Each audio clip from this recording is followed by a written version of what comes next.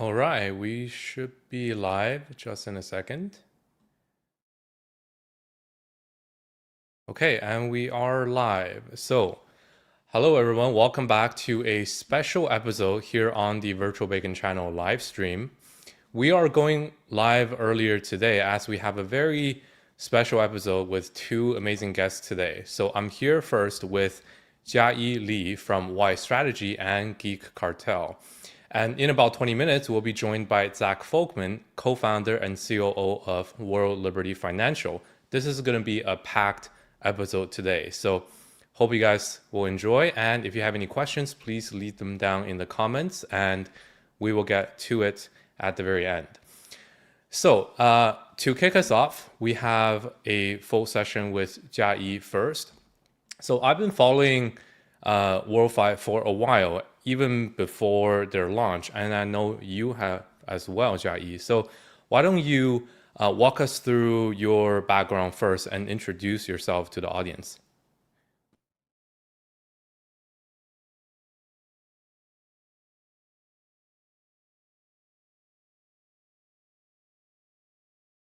Jiayi, I think I can't hear you at the just no. Yeah, I can hear myself. Give me one sec. Let me check your mic. Mic setting. Okay. Try again. Nope. Not on. Here, let me do this.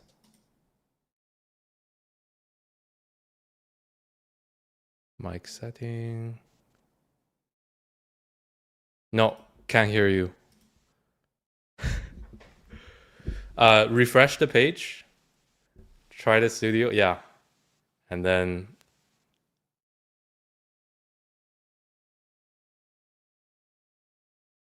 technical difficulty as always for live session. I see you guys in the chat. It's not just me, right? I can hear myself when I...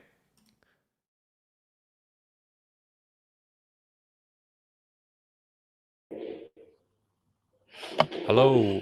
Oh, you're back. Nice. I hear you now. Can you hear me? Yes. Okay, that's good. Okay.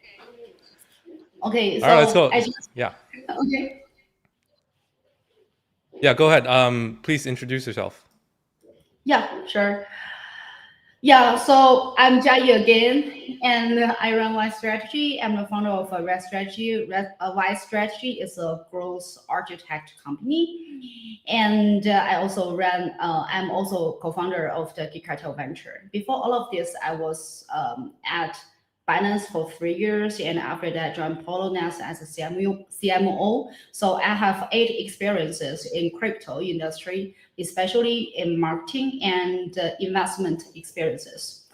My team works with World Liberty Financial on the growth part, especially helping USD1 growth across the different markets, connecting Western and Asian community, and do the all the thing around the growth part.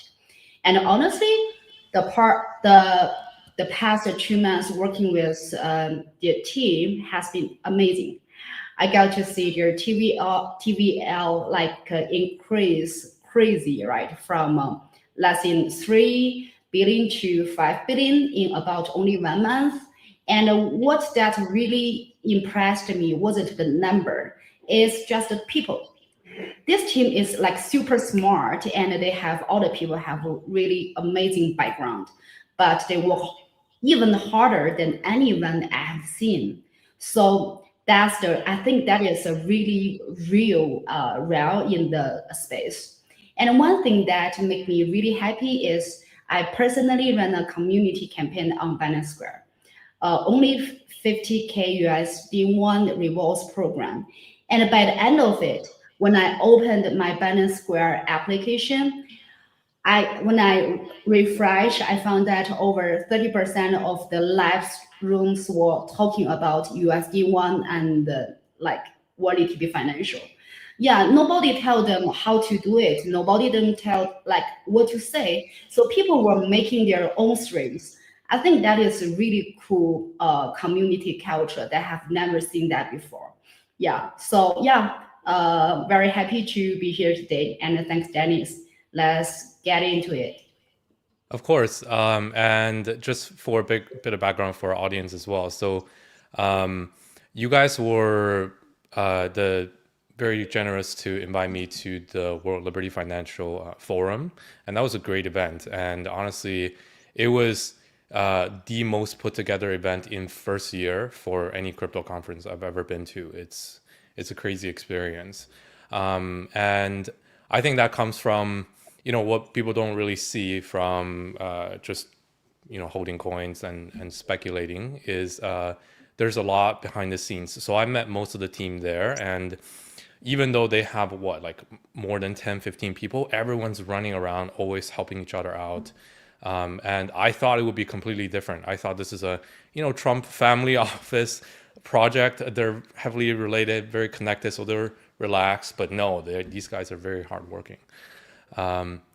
So I did want to talk about the World Liberty Forum experience a little bit. So you guys were heavily involved in this process. Can you walk us through what your goal is and maybe what the general goal is for this conference? I understand it's going to be more iterations in future years, and they wanted to make it sort of a Davos of crypto. So walk us through the future plans of it. Okay. So our team West strategy is the global marketing partner with World ATP Financial, and of course, definitely the World 5 Forum was a very big moment for us. And the head of marketing in World 5, Sean, actually he's also my husband. I'm open to for this information because yeah, I'm the best choice for World ATP Financial. And Sean was joined that before the forum, and he is helping like connect the peoples, making introductions. Actually, I believe you also know him in that forum.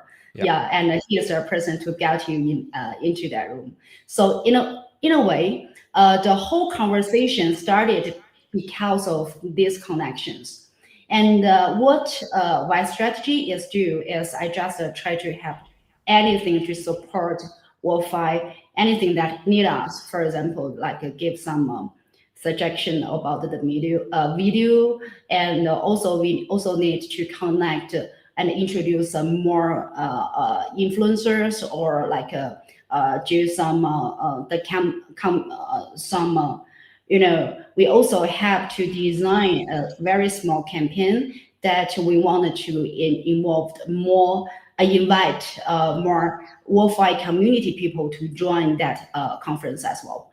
Yeah, so what I heard from everyone we went, I didn't feel like that is a very simple crypto event. There's no shilling, no hype, just a very real conversation between very different kind of people, very traditional financial people, a lot of very giant traditional institutions, people there, and crypto builders here, people from the governments also there. So you almost never see that very mixed way in one room. Yeah, so yeah, to be honestly, from what I saw and heard, that is all the people said that is amazing. That is the first one already feel like very different like that. Yeah, that's what I felt as well. So usually there's just way more people pitching each other, but there it really wasn't. There were maybe 30% crypto people, but there were way more, TradFi and people just there to they already know each other, and it's truly like a different kind of experience that I haven't felt before, like meeting what was it, the CEO of Goldman Sachs. That was pretty crazy. And yeah, we even got to like hear about some like FIFA alpha, which I think nobody really noticed, but maybe we'll get into that in a bit. Yeah, I did not think that was anything special, so I almost skipped that chat. But the president of FIFA, when he was talking, he said they want to do something in crypto, and I was like only there, and nobody caught on. So that's the kind of people that are like super powerful that were there. So I do want to keep us moving. So we covered the World Liberty Forum. Now, is this going to be an annual thing? And, you know, around the same day, around the same time next year? What do you think? You know, I think it's better to ask Zach Okay. because I don't want to get ahead of any announcement. Yeah, but I'm very really surprised if this does like happen again. I believe maybe, but I cannot do any ahead of any Okay. announcement. Sounds good. Then let's talk about your own macro thesis on crypto. So I understand this is very related to WorldFi and why you really believe in their project as well.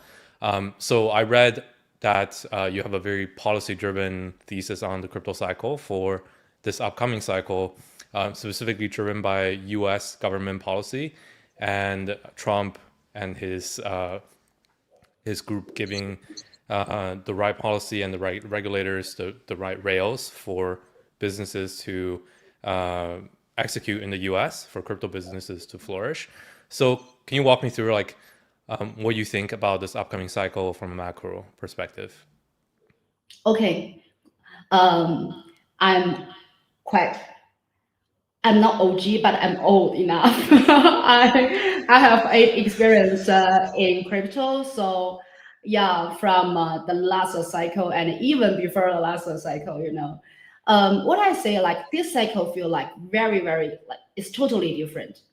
Yeah, so I also posted a tweet maybe last week I thought, and some people said now is the bear market of the secondary market, but I believe that is the timing for the builder, as the bull market for the builders. So last cycle, I think more my personal experiences, all the people only tell the story, only the narrative, only the story, only like very like a formal sentiment all on the very like the narrative thing.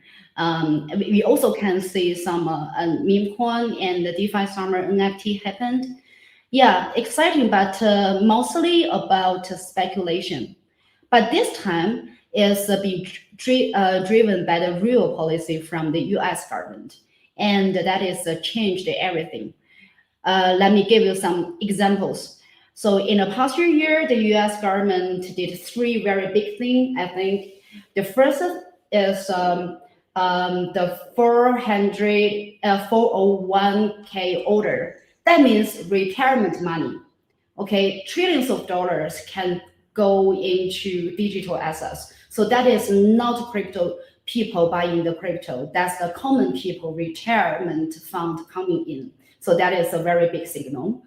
And the second part is the stablecoin laws are being made right now. Big institutions have been waiting for this. They need clear rules before they can move in. So now you can see the World ATP financial firm, there's a lot of very join the traditional institution. They prepare already to join in crypto. And the third part is World ATP financial applied for a bank license. Think about it. So a crypto project applying for a real banking license. So that is the big bet on where regulations is going. And I believe these three is exactly why I was so excited to work with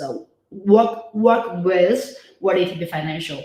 When I look at the projects, I always ask one question: what's your real scenario, right? What problem you want to resolve? What are you building for where the market is going? So Wi-Fi is the team understand what happened in the policy part. They have the real connections to the people making the decisions. That is also very important thing that the other projects cannot have this kind of a connection. And the USD one is launching right time when the rules are being written. So this timing is not only about the lucky part. It's like a team is really get it. Mhm. That makes sense. So that's I think the true unique advantage here is whatever the next policies are going to be. Like, not saying it has to be it's one person who makes the decisions, but you have to get very close to the decision makers, and this is about as close as it gets. So it really speaks about like what the future goals of policy in the US for crypto is: stable coins, rails, banking, all interconnected with each other. And that's, you will first start to see these being implemented in WorldFi, and then you'll see these things come up. So it's always going to be a market leader when it comes to these kind of stuff. So let's talk about the tailwind then. I think you covered this a little bit. So WorldFi is essentially riding the biggest macro tailwind in crypto history when it comes to US policy. This is roughly your thesis. I'd say it's more than that. WorldFi didn't just get lucky with the timing. They built for this moment. They choose the moment. Everything like connects. USD1 for stablecoin laws, bank license for the regulation part, and the government staking, so holders can have a real voice. Every piece fits a real policy move. So for the community part, here's how I think about it. In the past cycles, you bought a token and hope the story would watch on. And this time, the US government is building the story for you, right? For each of you. The question is, which projects are ready for it? I think the answer is pretty clear. And I believe WorldFi definitely is the leading for this. Very cool. Okay. And we are just about to get into Y Strategy's role with WorldFi. I really wanted to cover that. But we also have Zach in the room as well. So just wanted to say hi. And let's bring Zach on. How's it going, Zach? Hey guys, good. Sorry I'm running a few minutes late. It's been a busy morning over here. No worries. I've heard of your nowhere schedule. I would rather be. Trust me. Awesome. Yeah, another day, bright morning, talking about WorldFi and USD1, right? Always. Cool. And I think we'll just get through this last question I really wanted to ask Jiayi, and then we'll do a whole deep dive on WorldFi. No worries. So So Jiayi, I really wanted to say, like, how did you guys at Y Strategy get involved? I mean, what's your core role here in the WorldFi and USD1 campaigns? Oh, okay. So the first thing, okay, it's not because Zach is here, but I always love to say that WorldFi has their very own real strong like marketing team. And but my rule, or like my strategy rule, is like we just try our best to provide anything, any ideas, any support from our side. It's not only about the promotion part. So last month, Zach also in Hong Kong during the Hong Kong consensus. So we also held a private lunch with the influencers in the Asia part, and we all gathered together and to like more people to understand what WorldFi does, and also Zach and also the other like the team member join the lunch, and they have very strong personality, and all the influencers love WorldFi team. Yeah, and also as I said before, I run 50K, not big rewards program on Binance Square in February, and by the end, over 30% of the all live streams were streaming about USD1 and the Wi-Fi content. But here's what got me is we didn't tell anyone what to say, and people were making their own slide decks and their own explainer videos and teaching each other how USD1 works. And some community members put more effort into their content, more than some professional agency I worked with. So that I believe like US WorldFi, their own team, plus partners, we are only one of the partners, also part each of the community members, yeah, being together and become one WorkFi. Yeah. Yeah, I know that question was for Jai, but just, from our perspective, all of us founders at World Liberty, we're all based in the US. And so we know that we have a massive following all around the world, whether it's Latin America, Asia, Southeast Asia, Middle East, et cetera. And so obviously, I know looking at me, you probably would think my Mandarin is phenomenal, but actually it's not very good. And so one of the biggest values that Jai's brought to the table has been able to, work with us to kind of connect and build those communities in the Asian markets where we aren't native speakers, but we already have a lot of support. So she's been able to help organize, like she said, that luncheon that we attended in Hong Kong and hosted for a bunch of big influencers in the space, where we were able to come together, learn what they loved about, World Liberty, the projects we're building, et cetera, and then kind of help translate for us to them, for the ones that don't understand English, what we had to say as well, and kind of be that bridge between, the American and the Asian communities that really all have the same vision and wanted to connect deeper. I mean, at the end of the day, community is really what drives success of any crypto project, community and adoption. And so being able to have a closer connection and build better relationships with our users, with the people who, like Jai said, are excited to go out there and create content on their own and put in all this effort just because they love and support the project. It really is helpful having her put that together and make those relationships stronger. So she's done a phenomenal job, and we're very lucky to have her. I really appreciate that. What do you say? Yeah, I've felt this as well. Even here in North America, it's one group of people that tend to talk about in their own ways, what they think crypto is. But even looking at the Chinese community and sometimes like Korean community, there are different native crowds that are involved with this project, which is actually very interesting. I thought it'd be very North American, US focused, but no, it's totally global.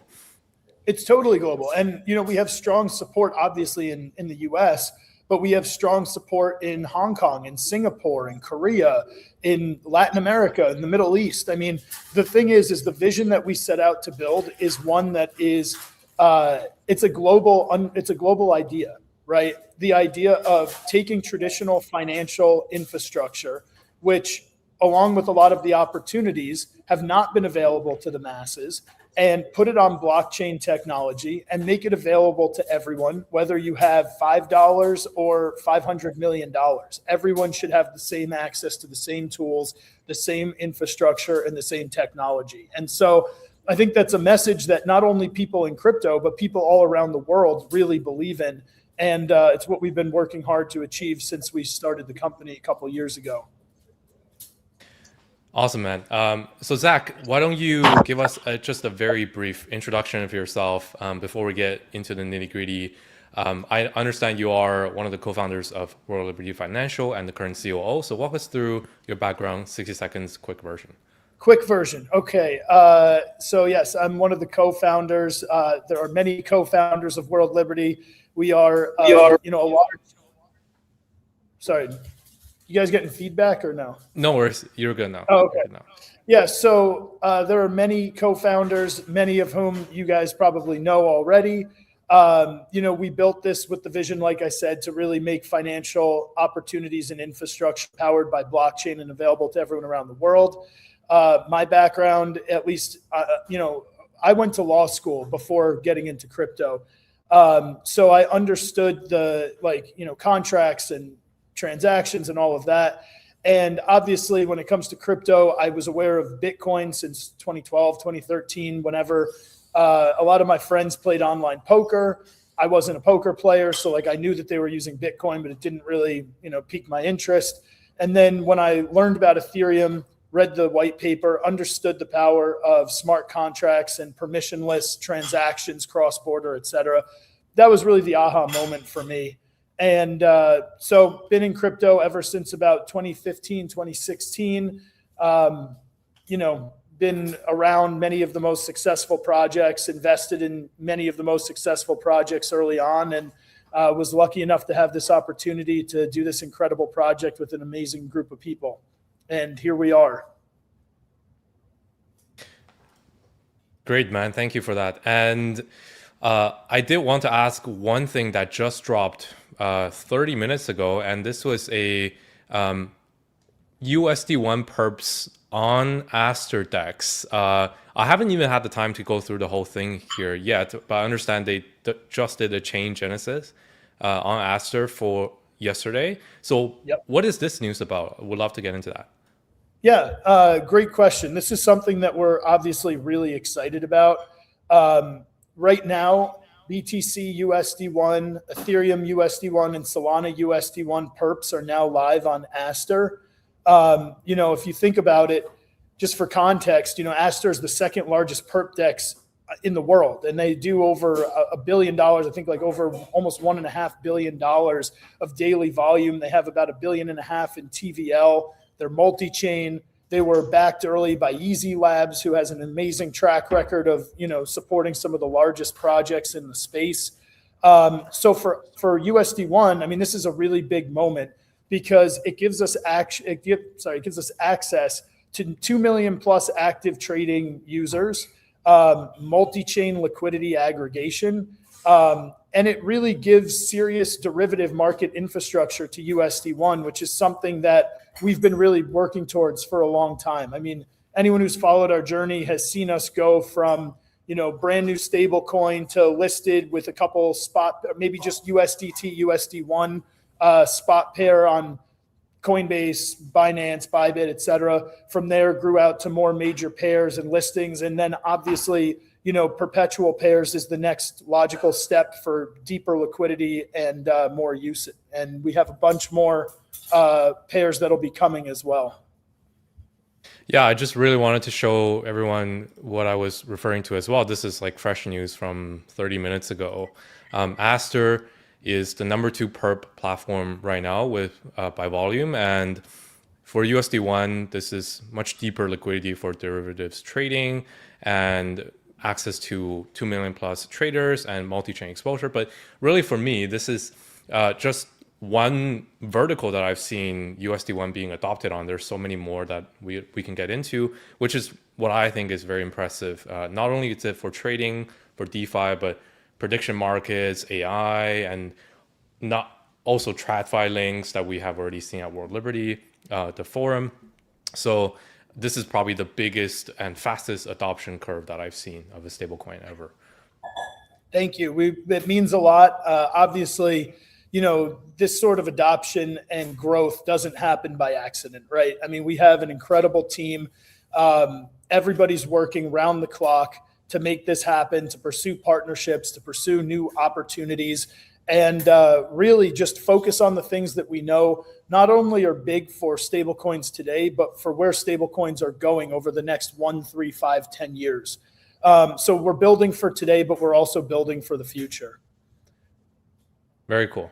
I also saw from interacting with you that you are pushing very big into the agentic economy with AI agentic payments. So you recently teased that WorldFi is working to make USD1 kind of the de facto agent native stablecoin for payments. So walk us through how you plan to do this and what really sets it apart. Yeah, this is a really exciting. You were at the forum at Mar-a-Lago, right? Yeah.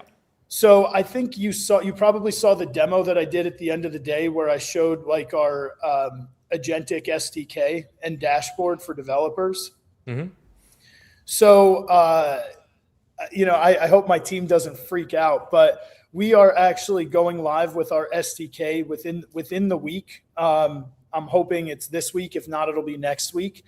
And we believe that the way that we're approaching the AI narrative is a way that none of the other stablecoin issuers are doing it. Obviously, Circle's released X402, and that's great for agent-to-agent payments. But we believe that what we're building and the way we're building it is not only more native for the way people are currently using it's like OpenClaw today. Sorry, you guys getting that feedback? Go ahead. No, good now. Okay. So I was just saying, we believe that the way that we're approaching it and we're building for USD1, our agentic payment platform, our SDK, et cetera, which will be fully open source, is actually more in line with the way that people are actually using agentic models today, like OpenClaw, et cetera. And we believe that, we're really going to have a leg up on the competition. We're very deferential to what Circle's been able to do. I mean, they've been an incredible company to watch grow. And, they've done a great job over the years of basically being very regulatory compliant, which is something that we also are very focused on doing. But, if you take a look at their market cap today, which is around $80 billion, like I haven't looked today, and ours is $4.5 billion, obviously there's a gap there. But the one thing that we believe that we're on equal footing for is to win the race for agentic payments, because all of this stuff just came out like within the last few months. So we're all really starting at the same point. And they had a short jump on us with releasing X402, but we believe between the SDK that we're rolling out and something else that's coming out right behind it within a week or two behind it, which I'll save that for a later announcement. Maybe we'll come back and talk about it when it's live. We believe we'll already jump ahead of them in terms of usability, in terms of ecosystem adoption, and it's something that we're really excited for. And, just to point out, I believe right now Circle has about 98% of the agentic payment space on stable coins. But if you look at what that is, it's about $50 million worth of transactions. And so, if you look at USD1, we do over $1 billion to $2 billion in trading volume per day. And we believe that we're going to very quickly capture not only a large percentage of the market, but shoot past the transaction volume simply because of the way that we're approaching it. Very cool. I mean, and it took them, so many years to get to this point. And it just took you guys, like 1 year? And USD1, it's barely 1 year. And now we are already tackling all the verticals. I don't know if... Yeah, sorry, I think my camera, I got a call. Okay, my camera, no worries. You're good. I sent him the voicemail, don't worry. I told him, don't mess with me. I'm talking to Jai and Virtual Bacon. So, yeah, no, you're absolutely right. Like USD1 is about 1 year old, give or take, a few weeks right now in terms of when we went live with it. And we're already at $4.5 billion of market cap. And, we trade anywhere from like $1 to $3 billion of trading volume a day, which is incredibly high when you look at the trading volume to market cap ratio compared to our competitors. But it took Tether, I believe, 5 years to reach a $2 billion market cap. And it took Circle 3.5 years to reach a $2 billion market cap. And at 1 year, we're sitting at a $4.5 billion market cap. So I think part of that is obviously thanks to the market itself and the general adoption of stable coins that's given us, kind of a playing field where people are ready to adopt new stable coins and use stable coins. There's more use cases. But, you have to be crazy to ignore the fact that a lot of it has to do with our incredible team, the way we're approaching this, the way that we're developing partnerships, and the fact that we, have a very clear goal in mind and we won't stop until we absolutely smash it. I have a quick question for Jai as well. So I know that, you guys handle so many marketing campaigns in your day-to-day. And what do you think is the most beneficial so far for USD1 from doing live streams on Binance Square and working with Myriad, working with different prediction markets, Aster now? Can you just give us like the brief overview of what you think about the adoption on USD1, how it has been over the past year from really marketing perspective, and what you look forward to the most going forward? Like what kind of verticals should we go after next?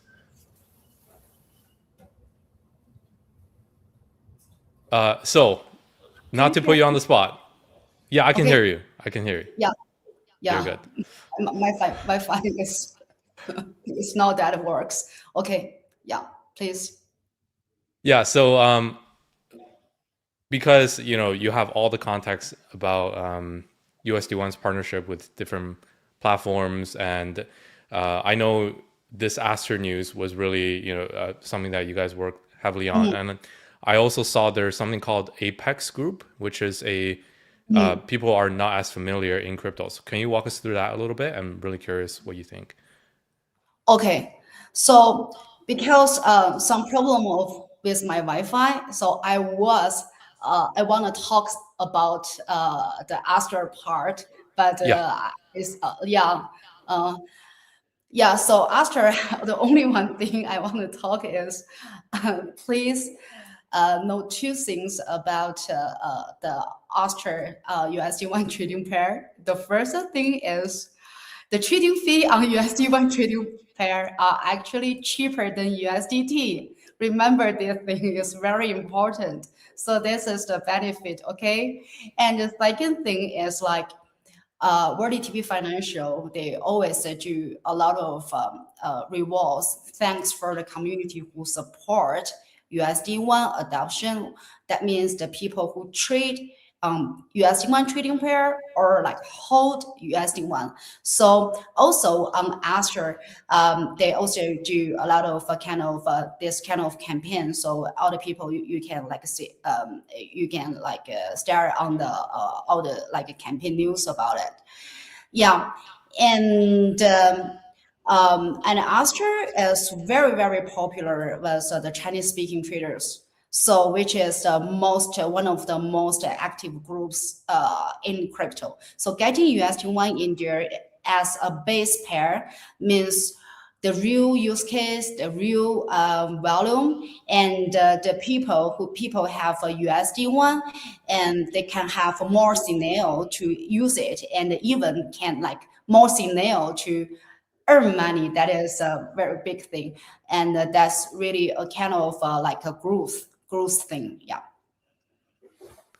Very cool. And Zach, I really wanted to ask you as well. I saw this strategic collaboration with Apex Group, which is a trillion-dollar asset service firm. Can you walk us through that part? Yeah, of course. So Apex Group is one of the largest fund and asset managers in the world. It's very well known in the TradFi space, probably less known in the crypto space because they haven't done a lot on blockchain until now. They manage $3.5 trillion of assets. Trillion, not million, not billion. I mean, that's a massive amount of assets that they have under management. And so they're exploring ways, and we're exploring ways together to have all sorts of things that they manage, all the different projects paired to USD1 so that people who want to transact on chain can get subscriptions and redemptions in USD1 and make it interoperable with fiat currency for their asset management. So we have a couple projects that we're working on right now that will be sort of like pilot programs with them. And we feel very strongly that they'll be successful just because they're very obvious no-brainers. So as we demonstrate success with those projects, we believe that we're going to do more and more with them and, become their default stablecoin of choice. Very cool. And this is a long-standing pattern that I've observed from you guys' adoption. It's not only in crypto for platforms, but for bringing real assets on chain, partnering with existing ventures who do so much outside of crypto. That is very impressive that you guys are able to lock these down very quickly. Thank you. I mean, I think it's just because we have a different approach, like the way that we view stablecoin growth. Obviously, all of the stuff inside crypto, like spot listings, perpetuals, DEXs and aggregators like Aster and whatever, it's important.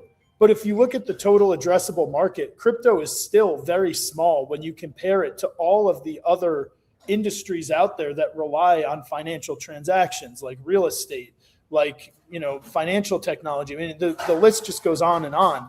And so while we're very conscious of building out the crypto ecosystem with partnerships like Aster, with partnerships like Binance and Coinbase, and all of the crypto native platforms, both CeFi and DeFi, we're also looking outside of that. And we're focused on three key areas, which you probably remember that I talked about at the forum, but for everybody who wasn't there or didn't watch the talk, the three areas that we believe are going to be the biggest drivers for growth of USD1 outside of crypto are, number one, real world asset tokenization denominated in USD1. So subscriptions, redemptions, assets being held in USD1 against, real world assets. The second, we talked about a little bit already, which is the agentic payments. This is a total addressable market that we have no idea how big it's going to be, but I think everybody in tech and crypto feels very strongly that it's the future. And when this many people are, on the same page, it's very unlikely that we're all wrong.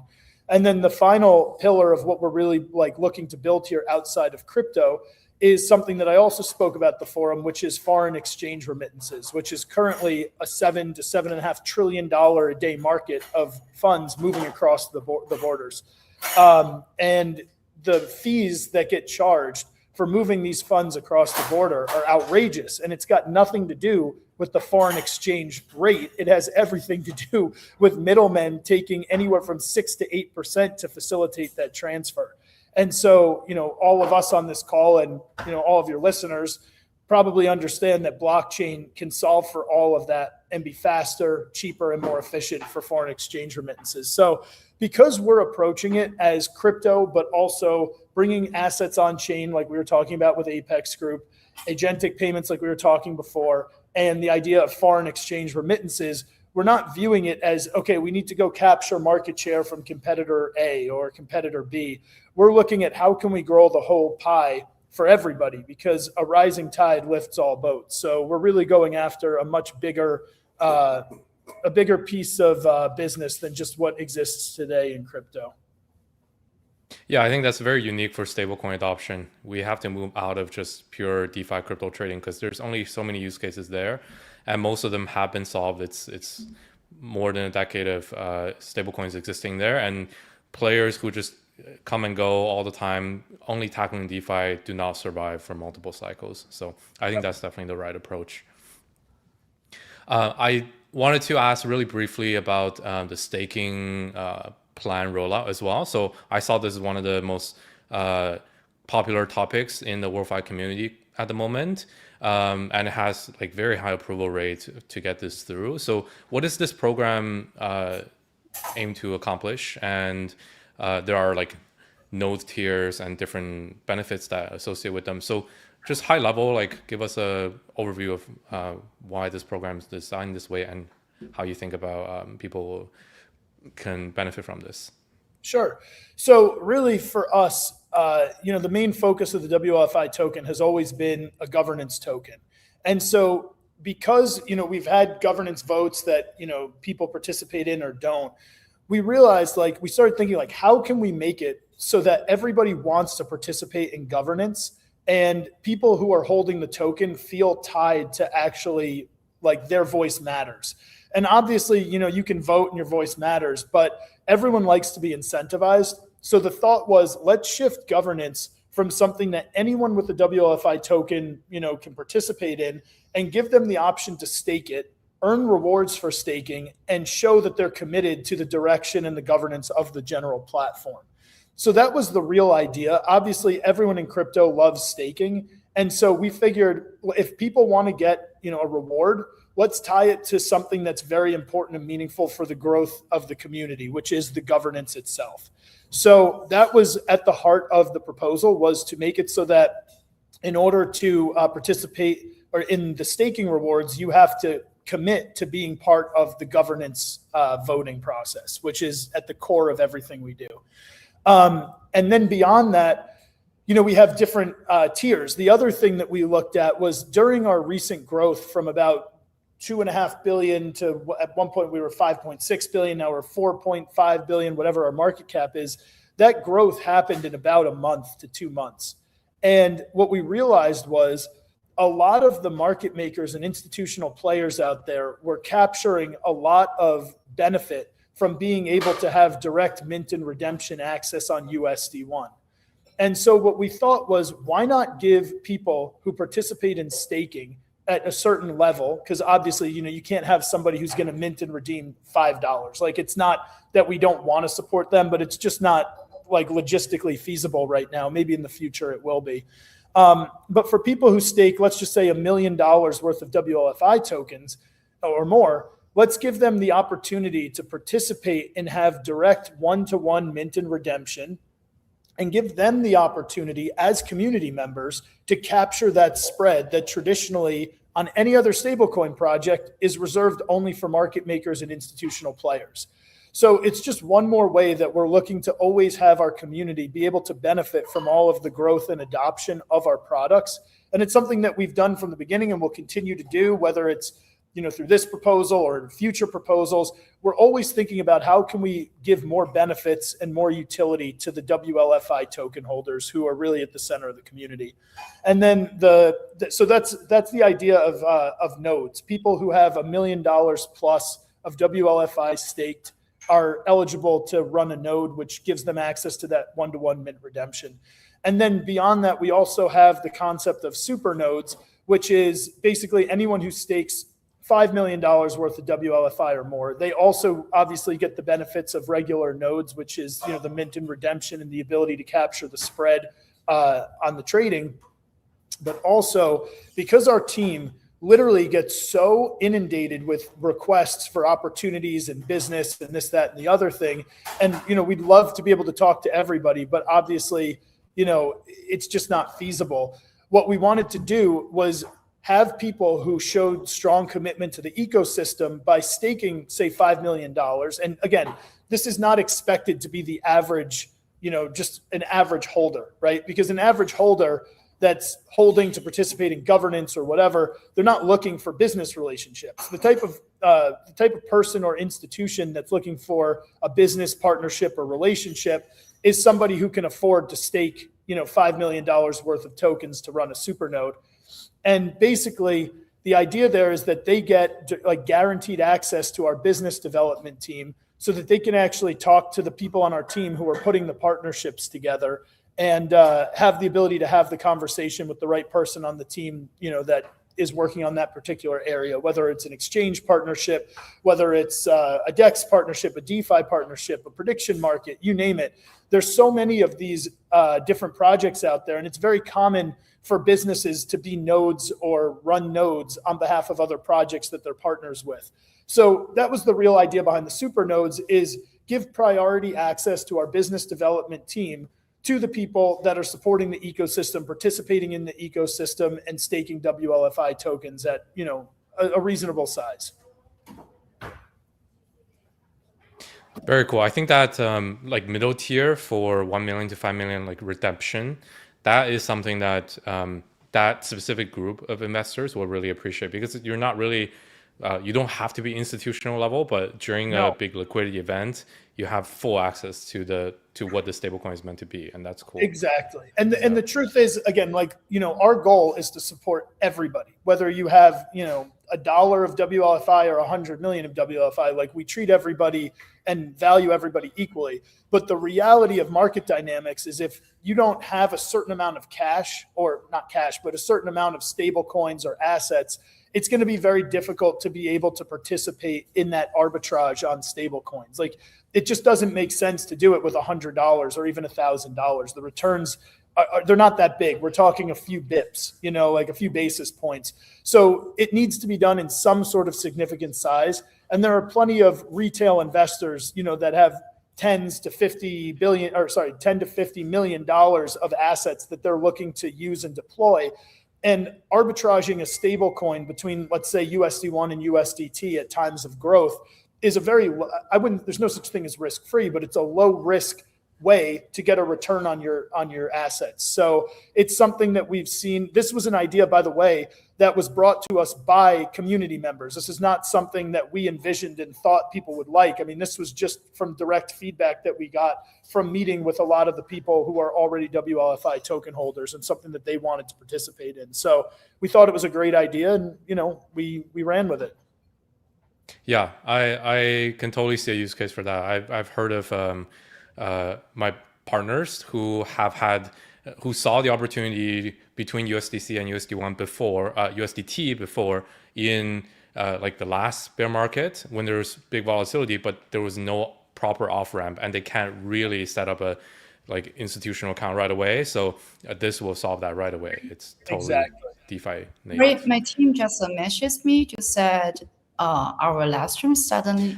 So Yeah. it dropped on X, but we'll have the upload on X. Oh, We're okay. still live on YouTube. Yeah, because it's running late on schedule. We are covering a lot of topics here. So yeah, Zach, I also don't want to take all your time. So we really wanted to get to the product and roadmap and really what you think the most impactful things coming up are. So there are all kinds of things to talk about here: worldwide markets, RWA product suite. You have your debit card and retail app, and you have like different RWA tokenization fronts happening right now. So in your perspective, like what do you think is the most impactful things people should be looking out for USD1? I mean, it's so hard to sit here and give a short version because not only do we have so much stuff that we're working on, a lot of this stuff is literally about to come out or is coming out right now. So it really depends on what your listeners are interested in because, you know, even in crypto, people have very different interests, whether it's DeFi, RWAs, agentic payments, etc. And we have something for everybody that's coming. You know, for example, Aster is pretty exciting. That just went live today. In addition to the pairs that we mentioned, the BTC, ETH, and Solana pairs, we have a whole bunch more that are going to be coming out behind it, like BNB, WFI, Ripple, USDC, USDT. I mean, the list just keeps going on. We have more listings that are going to be coming, hopefully seeing a bunch of perp pairs across some of the major centralized exchanges as well. So I would say on the USD1 side and trading side, I think that's probably the first up. We also, you know, we announced it at the forum, but we have the Trump Maldives tokenization project that we're doing in collaboration with DAR Global and the Trump org. That's really exciting because it's the first demonstration of how a property that pays a fixed yield through a development giving access to a whole new asset class to everybody in crypto is going to be received, and we think it's going to do very well.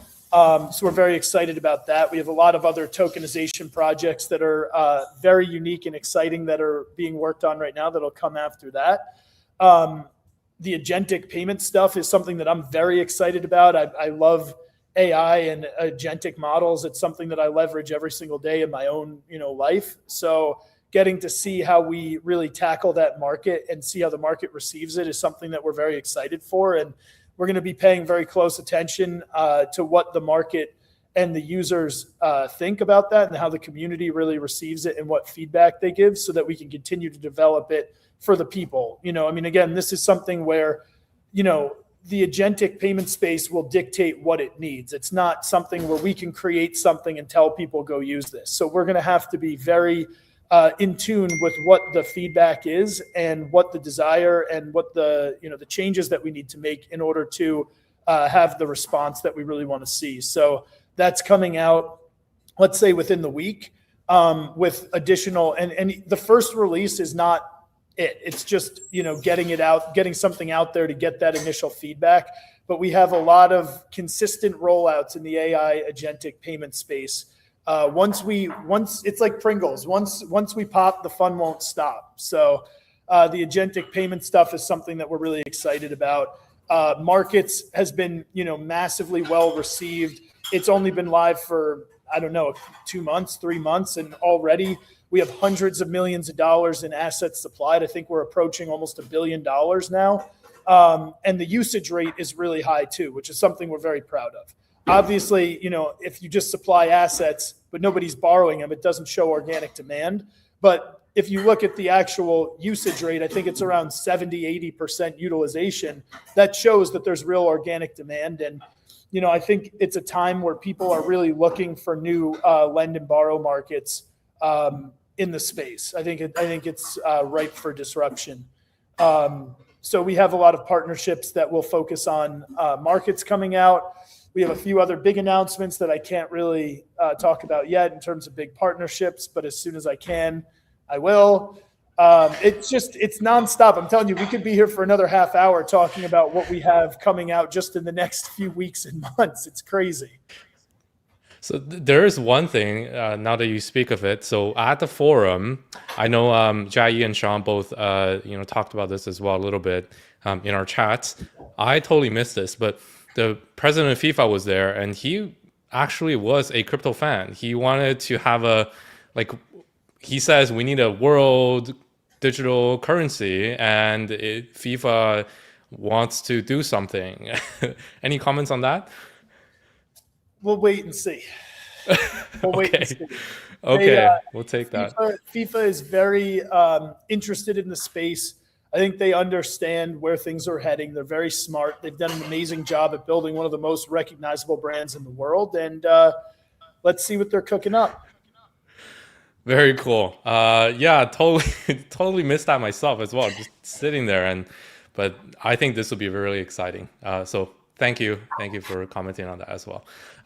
Any last questions or feedback or things you want to mention to us, Zach and Jia as well? I'm good. I think we covered a lot. I could sit here and talk about it all day, but then I wouldn't be able to get back to what I love doing, which is just building and shipping products. And as you can tell, we have a lot of products that are getting ready to get shipped in the next week.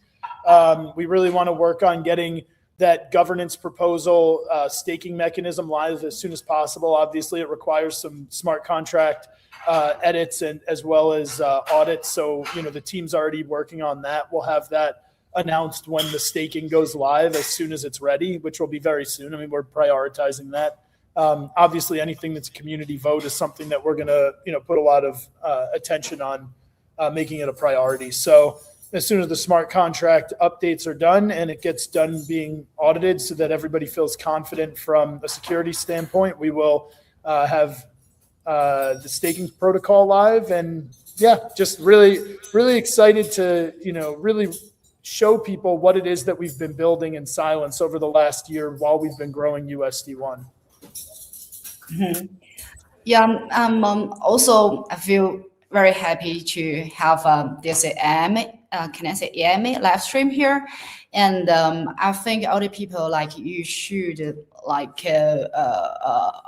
put World Liquidity Financial put in your watch list. I believe World Liquidity Financial is one of the most potential projects like in the next 3 years, I think, because the first thing is the real scenario, real use cases, real adoption, and also have the power to win the market. And the most amazing thing is I really believe AI area will change a lot, will change crypto and also the traditional like finance part. I believe USD1 will win the market for the stablecoin adoption in AI area. So yeah, let's go and see. And I have truly fully believe in World Liquidity Financial. Awesome. Thank you guys for the full background and context. And we have covered a lot of grounds today. And I think the community got a lot of not only takeaway from previous adoptions, but also things to look forward to in the future as well. And I totally agree.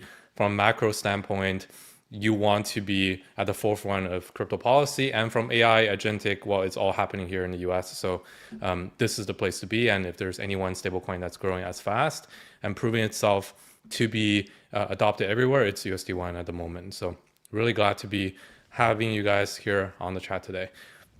Awesome. Thank you so much for having me. It was a pleasure. You came to our forum, so now it's nice to come to your backyard and do it your way. Of course. Yeah. And thank you again for joining me. This was a great conversation. And for all of our listeners and for all of our audience, please check out the World Liberty Financial platform and for all current and future ways to use USD1, the stablecoin, and follow their socials for the latest updates and partnership verticals that are coming out. There's a lot more coming, trust me. And you're going to want to go follow us on Twitter this week for sure, at World Liberty Fi. Go check us out. Awesome. Thank you everyone for tuning in. I'm Virtual Bacon, and catch you guys on the next video and next live stream. Have a good day. Yes. Bye-bye.